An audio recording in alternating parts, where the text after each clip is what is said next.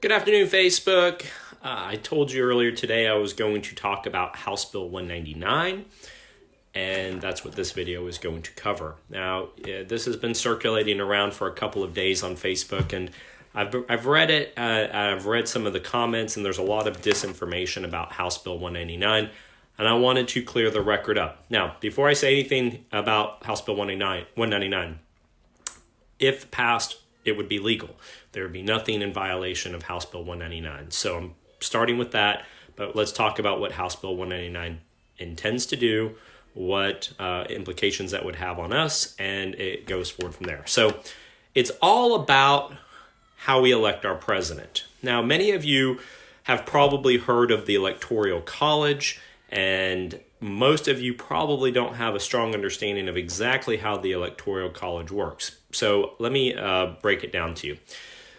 So there are 538 electoral votes, and the way that they are allocated in the United States is based upon how many congressmen each state has and how many senators the state has. So for instance, in Virginia, we have 13 electoral votes. And in a state maybe like California, they have 55 electoral votes. Point being is that the more populated states get more congressional districts, and the Electoral College is directly related to how many congressional districts each state has. Okay, so that's how it works. So when we vote for the president, the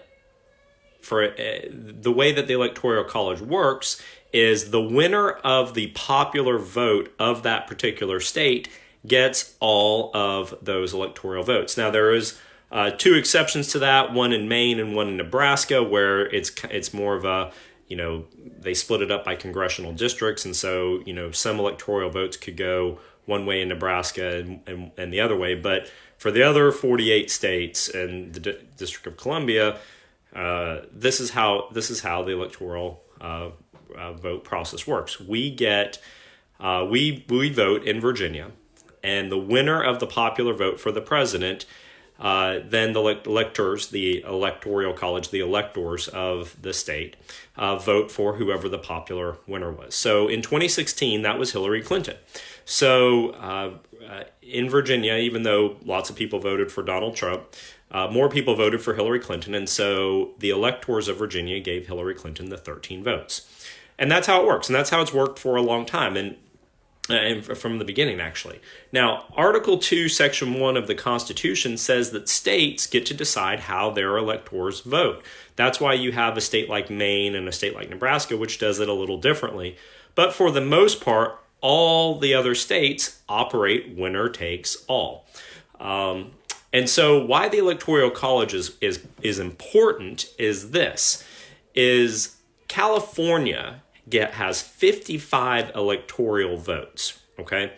That is a huge amount of votes, but you have to still get to 270. So no matter how many people move to California and how many people live in California, California doesn't get to decide who the president is. They get to contribute to this compilation.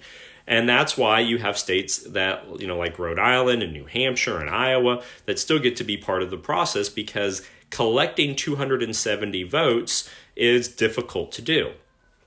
Okay, so what House Bill 199 is intending to do is to put Virginia into a compact with other states that would allow basically the electors of that compact to vote for who the popular vote of the nation went. So instead of the electors in Virginia voting for how Virginia voted, the electors in Virginia would vote for how the entire country voted. So when the votes are all tallied up, if one candidate has one more vote than the other, then Virginia would vote for that particular candidate.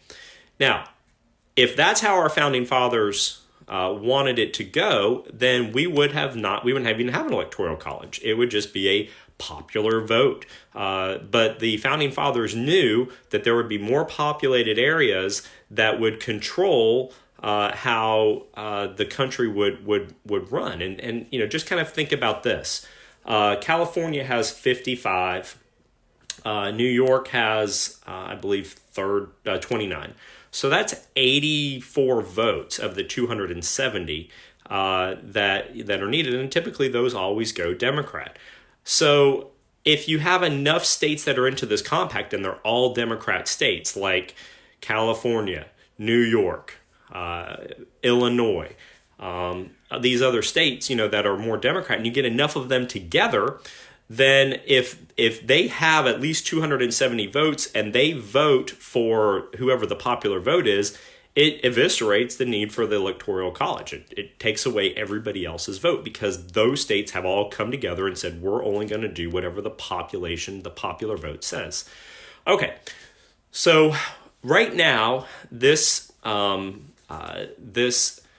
compact is not in effect because it requires enough states to join it to have 270 electoral votes to where it would actually make a difference. But when enough of those states come together and say, we are only going to vote for whoever the popular president is, the popular vote of the president, then the rest of the states will never have any say. You will have no vote in any other state if this compact comes together. So where are we at with that compact? There are 196 electoral votes in the compact. 15 states have joined the compact. So basically, they need 74 more electoral votes to make this an ironclad way of usurping what the intention was of the Electoral College. This bill moves to move Virginia into it. Now, I know a lot of people watch this from other states. Let me tell you the other states where this is happening, according to my research. North Carolina, South Carolina, Georgia, Pennsylvania, Missouri, Kansas, Wisconsin, and Minnesota. So if you're in one of those states, this same kind of a bill is before your state government, and that comprises almost more than 100 votes right there. If all these states were to join, then the Electoral College process is over. And this compact of states is going to usurp what the founding fathers basically intended, which was the nation would have an electoral college and the electors are the ones who actually elect the president. So that's what it's going to do. Now, why is this all happening? Well, for two reasons. The Democrats have lost two presidential votes in my lifetime. George Bush beat Al Gore and won that election, and Donald Trump beat Hillary Clinton. But they both did not get the popular vote. Now, the George Bush, Al Gore was about 500,000 votes difference, but the Trump issue was about close to 3 million, a little bit more than 2.6 million more people voted for Hillary Clinton. But they're all out in California. And we know that there are people out there that are illegally voting in California.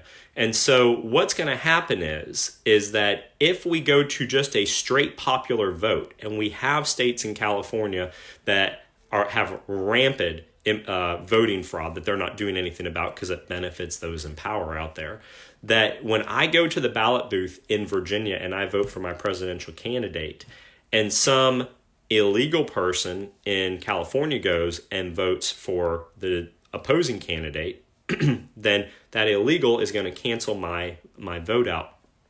And, I'm fine maybe with, a U.S. citizen canceling my vote out, but we know that there are people in those other those other more liberal states where if you get a driver's license, you are automatically enrolled to vote.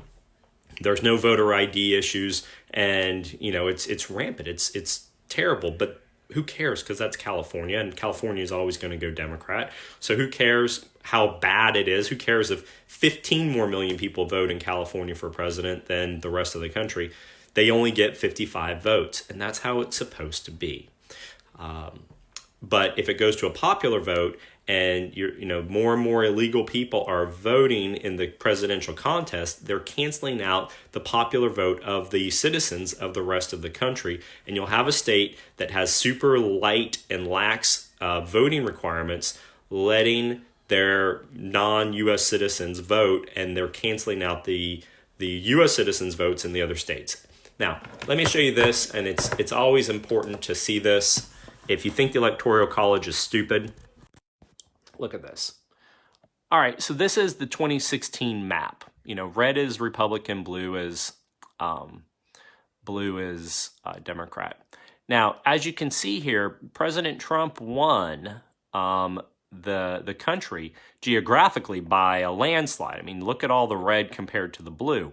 But because the blue states have so much more population, Hillary Clinton would be our president today if House Bill 199 passes and other states also join in. So, because it would be based on a popular vote. So all of the states that are red that would have no say anymore would not be able to have any voice in who becomes the president. And so you basically will see presidential maps that will look like this, where you have the population centers, the urban population centers that are voting for the Democrats, and they will always win. So it's about letting the Democrats pretty much always win the presidential elections based on the popular vote of the urban areas, which are super liberal. So it is dangerous. Good news is that even if it passes in Virginia, that's not going to be the law of the land.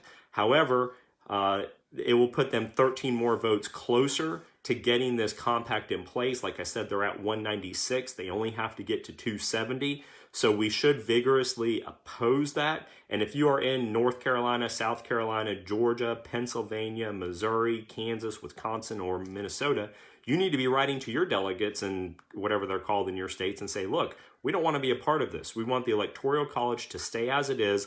Let our state and our people decide where our electoral votes go, and not based upon some national popular vote, which absolutely usurps Article 2, Section 1 of the Constitution, which the Founding Fathers didn't want to let us vote for the president based on popularity. They wanted to let us vote geographically and letting every state have a vote. So keep that in mind. That was what they intended. Entering into a compact that makes it wherever that compact says it's going to go is always going to win is no good. So hope that helps. More to come.